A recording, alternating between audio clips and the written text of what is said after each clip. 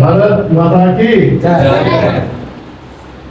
ধর্ম থেকে বন্ধ করতে হবে একদম আমাদের জাতীয় পতাকা স্থানে প্রথমেই আজকে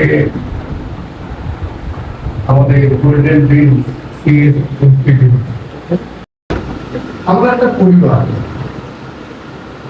এই পরিবারের মধ্য দিয়ে আগামী দিনে আমি তো দেখতে পাচ্ছি আজকে এখানে যারা দাঁড়িয়ে আছে আগামী দিনে তারা আমাদের দেশ আমাদের রাজ্য আমাদের বিভিন্ন ধরনের সরকারি বেসরকারি প্রতিষ্ঠান তারাই সামলাবে। আমি একটু দায়িত্ব নিয়ে বলতে পারি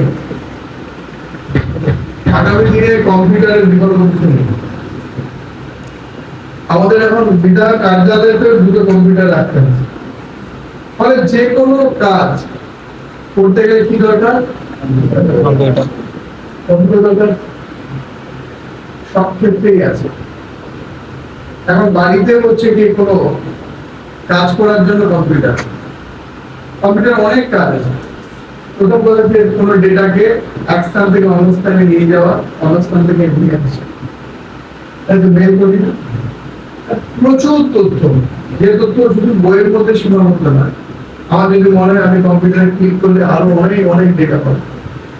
আর বর্তমানে সব কাজ কিন্তু আর ম্যানুয়ালি হয় না, সব হচ্ছে গিয়ে ডিজিটাল প্ল্যাটফর্ম কম্পিউটারের মধ্যে দিয়ে হয়। আমরা যখন ছাত্রছাত্রী ছিলাম তারপর এইরকম প্রতিষ্ঠান এত সহজভাবে আমাদের হাতের কাছে ছিল না।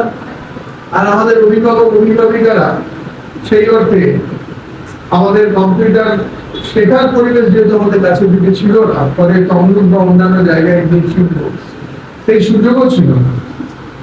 তো আমার আজকে আগামী ভবিষ্যৎ আর প্রতিগত ভাই বোনেরা তারা আরো আগামী দিনে এগিয়ে যান। এই প্রতিষ্ঠানকে আমি বলবো অনেক নিশ্চিত ভাবে, আমি একটু আগে কিছু বলছি যাদের বাড়ি তাদেরও আমাদের কৃতজ্ঞতা ধন্যবাদ জানাতে হবে। কারণ অনেকে অনেক সময় অনেক কাজে তার বাড়ি বা তার গৃহ ব্যবহার করে, কিন্তু এডুকেশনাল ইনস্টিটিউশন মানে এটা একটা মন্দির, সেখান থেকে আগামী ভবিষ্যৎ তৈরি হবে। এখানকার কালচার এখানকার সংস্কৃতি এই বাড়ি কালচার বজায় থাকে। তিনি দিয়েছেন তাকেও আমি সম্মান জানাই। নিশ্চিত আগামী দিনে আমাদের এই প্রজন্ম এগিয়ে যাবে। আর গোল্ডেন ড্রিমস, ড্রিমস মানে স্বপ্ন, সোনালী স্বপ্ন, এই স্বপ্ন এই সামনে রেখে এই প্রতিষ্ঠান আগামী দিনে আরো বড় হবে আমার দৃঢ় বিশ্বাস। আমি আমার সায়ন ভাইকে আমি আগ্রহ করি আরো ভালো ভাবনা। কেন্দ্রের অনেক প্রকল্প আছে, এইসব থিমেটিক বিষয় আছে, এসব ইনস্টিটিউট যদি কিছু বিষয় থাকে আলোচনা করে যাতে আরো বড় প্ল্যাটফর্ম এই প্রতিষ্ঠান যেতে পারে, আমার দিক থেকে যা সাহায্য সহযোগিতা করার নিশ্চিতভাবে আমি থাকবো।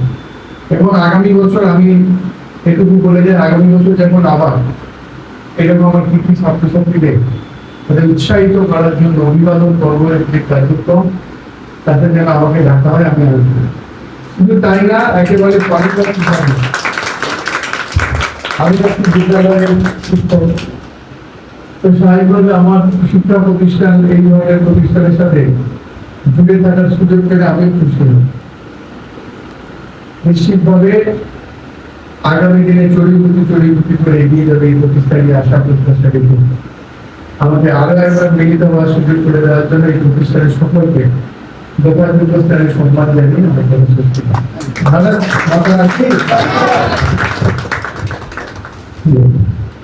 ধন্যবাদ। আমাদের আজকে বিশেষ অতিথি